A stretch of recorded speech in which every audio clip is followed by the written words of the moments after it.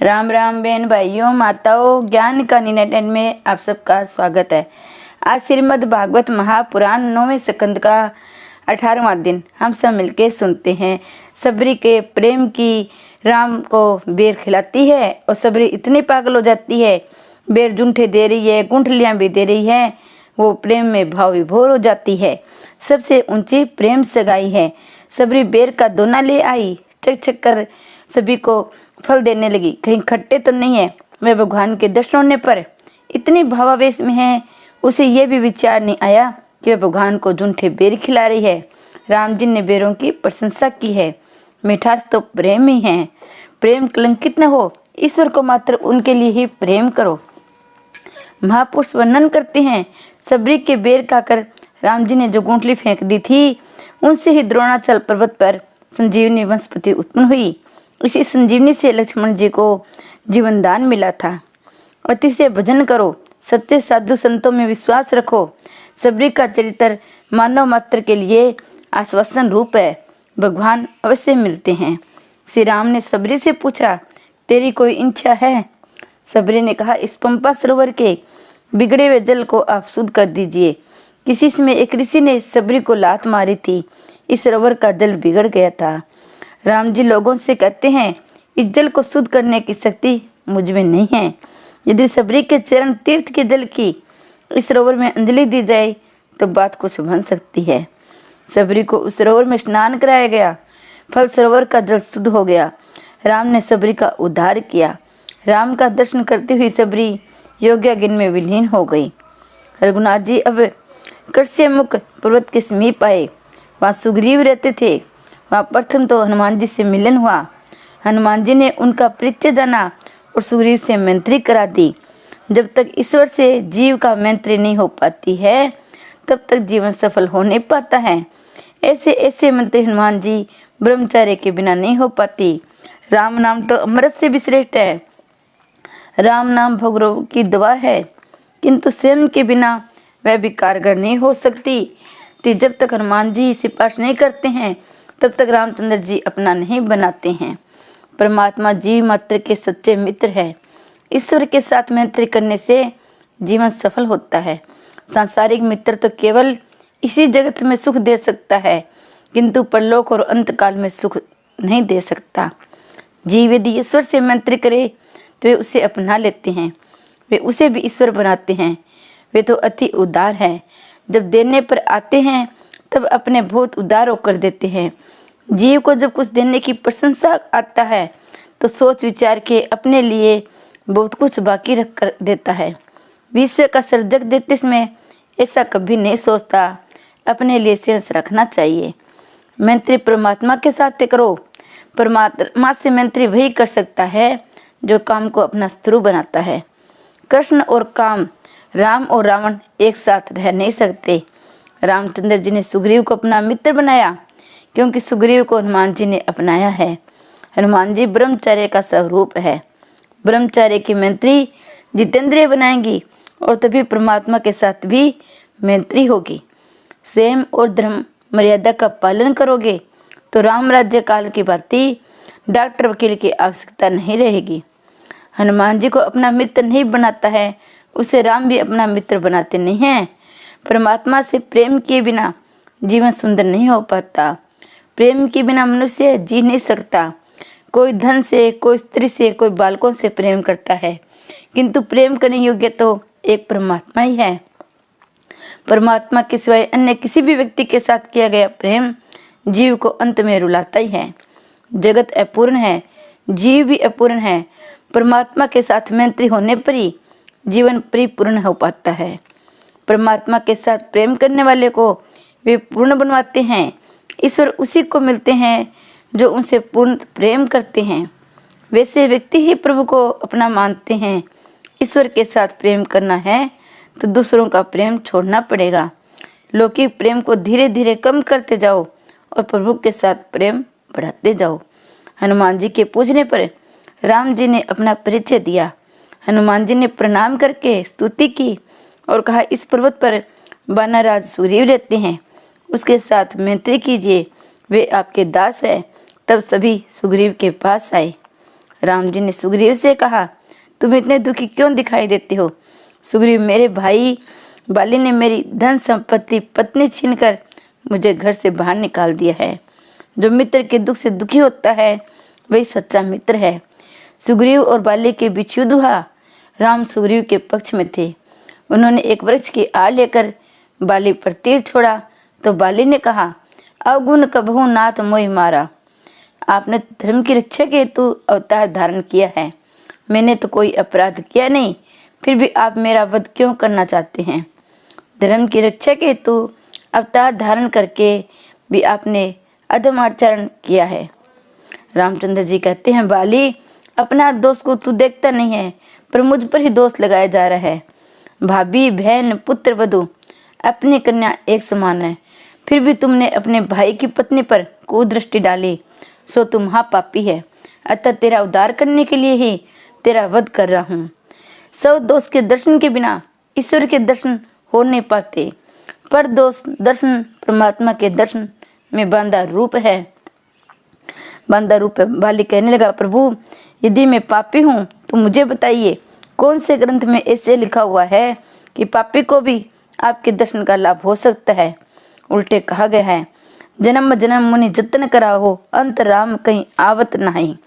मुनिगण जन्म जन्मांतर में कई प्रकार की साधना करते रहते हैं, फिर भी अंतकाल में उनके मुख से राम नाम उच्चारित नहीं हो पाता है।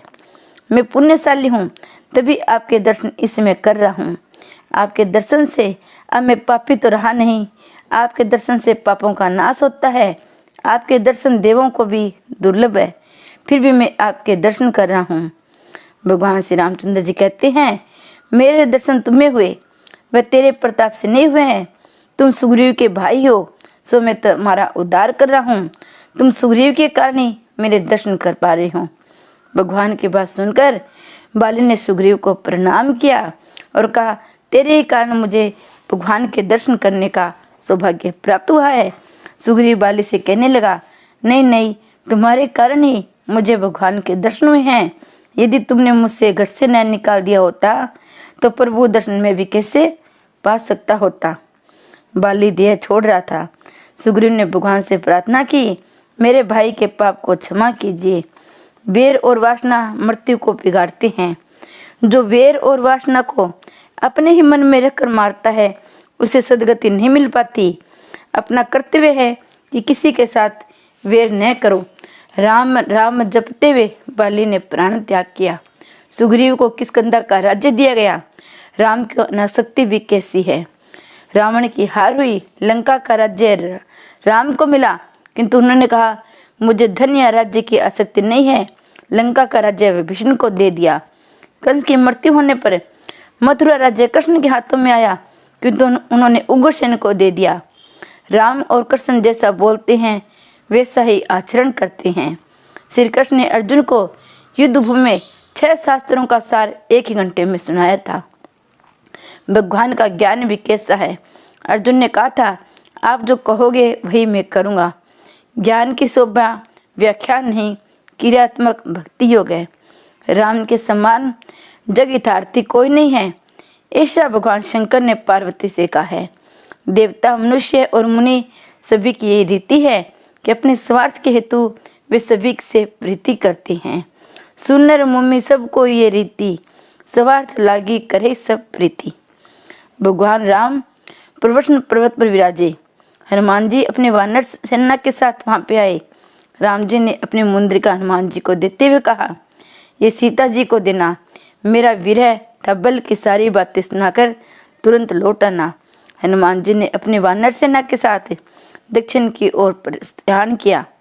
वे जामवत के पास आए, जहाँ संपत्ति ने उन्हें समाचार दिया कि सीता जी को अशोक वन में रखा गया है। समुद्र को पार करना कठिन था। राम नाम और स्वयं के बल के बिना समुद्र पार किया नहीं जा सकता। हनुमान जी ने आवेशपूर्वक कहा, यदि आप कहे तो सारी लंका को समुद्र में डुबो दूं। जामवंत, धीरज रखो, यदि लंका को डुबो दोगे तो सीता जी भी डूब जाएगी। तो हनुमान जी ने उड़ान भरी और उड़ते हुए समुद्र पार करने लगे। मार्ग में शूरसेन ने अवरोध करने का प्रयत्न किया। हनुमान जी ने उसका नाश किया। हनुमान जी लंका आ पहुंचे। सायंकाल का समय था। लंका दर्शन करने निकले। वहाँ का वैभव लौकिक है। मध्य रात्रि के समय लंका में प्रवेश करने जा रहे थे। लंकिनी ने रुकावट की तो उन्होंने उसे मार गिराया। मरते हुए लंकिनी ने कहा, मुझे ज्योतिषियों ने कहा था तुझे कोई मारे तब समझ लेना रावण की भी मृत्यु होने जा रही है। हनुमान जी को लंकिनी ने यह भी कहा कि लंका में घूमते समय राम जी को हमेशा अपने हृदय में रखना, शायद राक्षसियों के विहार को देखकर मन विकारी हो जाए। हृदय राखे कौशलपुर राजा। मानव समाज में बस कर मानव बनना आसान नहीं है, एकांत में बैठकर ब्रह्म चिंतन करना आसान है। जन समाज के मध्य में विलासी लोगों के साथ रहकर निर्विकार रहना बड़ा कठिन है। शरीर से चाहे पाप न हो, मन से तो पाप हो ही जाता है। हनुमान जी को कौन उपदेश दे सकता है, वे तो संकल्प विद्या के आचार्य है। फिर भी लंकिनी के वचन उपेक्षणीय नहीं है। हनुमान जी को लगा मैंने आंख से ये दृश्य देखा नहीं, आंख से चाहे देखा है, मन से चिंतन तो किया नहीं है। हनुमान जी तो बाल ब्रह्मचारी है। वहां से वे इंद्रजीत के आवास में आए। माँ सुंदरी सुलोचना को देखकर उन्होंने सोचा शायद ये सीता जी है। नहीं, ये सीता जी नहीं है। एक नाथ जी महाराज ने सुंदरकांड में बड़ा अच्छा वर्णन किया है। हनुमान जी साक्षात शिव जी के अवतार थे। पार्वती जी भी अवतार लेने की आग्रह करने लगी तो शिव जी ने कहा नहीं, मुझे ब्रह्मचारी रहना है। पार्वती ने कहा मैं आपके बगैर जी नहीं सकूंगी। सो शिव जी ने हनुमान जी का रूप लिया। पार्वती जी बनी उनकी पूंछ। ये योग माया सभी के घर में जाती है। हनुमान जी की पूंछ बढ़ती गई। रावण को बहुत फजीत हुई। हनुमान जी ने सारी रात सूक्ष्म रीति से भ्रमण किया, किंतु सीता जी कहीं भी दिखाई नहीं देती थी। प्रातःकाल में विष्णु के आवास में प्रविष्ट हुए। वहां उन्होंने देखा कि वह विष्णु ने नींद से जागते ही राम का स्मरण और उच्चारण किया है। हनुमान जी सोचने लगे इन राक्षसों की बस्ती में ये कौन वैष्णव है। हनुमान जी ने ब्राह्मण का रूप लिया। वह विष्णु के निकट गई। वह विष्णु ने उनसे पूछा कौन है आप, राम तो नहीं है क्या? प्रभात में आपके दर्शन हुए सो मेरा सारा दिन अच्छा बीतेगा और कल्याण होगा। हनुमान जी ने सारी बात बताते हुए सीता जी का पता पूछा। वह विष्णु आपके दर्शन होने से मुझे विश्वास हो गए हैं कि राम जी के दर्शन मुझे अवश्य होंगे। मैं तो अदम हूँ, किंतु आपके कारण राम मुझे अवश्य अपनाएंगे। रात्रि में सोने से पहले प्रातःकाल में जागते ही प्रभु स्मरण और शुभ विचार करो। हनुमान जी अशोकवन में आए। वहाँ सीता जी समाधि अवस्था में बैठकर राम राम जप रही थी। उनका शरीर दुर्बल हो गया था। हनुमान जी ने उनको मन ही मन प्रणाम किया। वृक्ष की डाली पर बैठकर राम कथा सुनानी शुरू कर दी। आपको ढूंढने के लिए कई वानर भेजे गए हैं, उनमें मैं भी एक ही वानर हूँ। मैं रामचंद्र जी का दूत हूँ। आज मेरा जीवन सफल हो गया। साक्षात आद्याशक्ति सीता जी को प्रणाम करता हूँ। सीता जी भाई कौन है तू, प्रत्यक्ष क्यों नहीं आता, तू मेरे समक्ष आ। हनुमान जी ने सामने आकर माता जी को प्रणाम किया। माता जी मैं हूँ रामचंद्र जी का दूत, आप मेरी माता है। मुझे आज बड़ा आनंद हुआ। उन्होंने रामचंद्र जी का संदेश सुनाया। वे आपकी उपेक्षा नहीं करती हैं, वे शीघ्र यहाँ आ रहे हैं। माता जी मुझे भूख लगी है, यहाँ फल तो बहुत है, किंतु राक्षस लोग निगरानी कर रहे हैं। सीता जी ने कहा नीचे गिरे हुए फल खाना, तोड़ कर न खाना। हनुमान जी ने सोचा माता जी ने फल तोड़ने की मनाही की है, वृक्षों को झंझोड़ कर फल गिराने की नहीं। और उन्होंने वृक्षों को झंझोड़ कर फल गिराए और अपना भोजन किया। संत तो भोजन करते समय भी भजन चालू ही रखते हैं। अन्न की निंदा पाप है। हनुमान जी ने दिव्य वानर का स्वरूप धारण किया और पूंछ को उसका काम करने की आज्ञा दी। पूंछ ने भूतों को मारा, कई राक्षसियों का संहार किया। इतने में इंद्रजीत ने वहां आकर ब्रह्मशास्त्र छोड़ा। हनुमान जी ने ब्रह्मशास्त्र का सम्मान किया। इंद्रजीत हनुमान जी को बांधकर राजसभा में ले आए। रावण ने हनुमान जी से पूछा ए बंदर कहाँ से आया है, क्यों आया है? हनुमान जी ए दशनन, मैं तो तुम्हें उपदेश देने के लिए आया हूँ। शिव जी को प्रश्न करने के लिए तू तपस्वी बना था, फिर भी प्राय स्त्री सीता जी को बंदी बनाया। रामचंद्र जी की शरण में आ, वे तेरे सभी पापों को क्षमा करेंगे। किंतु रावण कब समझने वाला था, वह तो अहंकारी था। उसने अपने सेवकों से कहा इस बंदर की पूंछ में शक्ति है, जला दो इस पूंछ को। सेवक हनुमान जी की पूंछ को कपड़े से लपेटने लगे। हनुमान जी अपने पूंछ को बढ़ाते गए। लंका के सारे बाजार को कपड़ा खत्म हो चुका था। कपड़ों को घी तेल में भिगोया गया, फिर उन्हें जलाया गया। हनुमान जी ने कहा, ये तो पूंछ यज्ञ हो रहा है। रावण, अपने मुंह से जरा उसे हवा तो दो। रावण फूंक मारने गया तो उसकी दाढ़ी जल गई। हनुमान जी ने कई घरों पर कूद करके सारी लंका में आग लगा दी। राक्षसियां दौड़ती सीता जी के पास आई, कहने लगी, आपके पास जो पुरुष आया था उसने सारी लंका को अपने पूंछ से जला दी है। श्री रामचंद्र भगवान ने की जय, राम लक्ष्मण जान की जय, बोलो हनुमान की।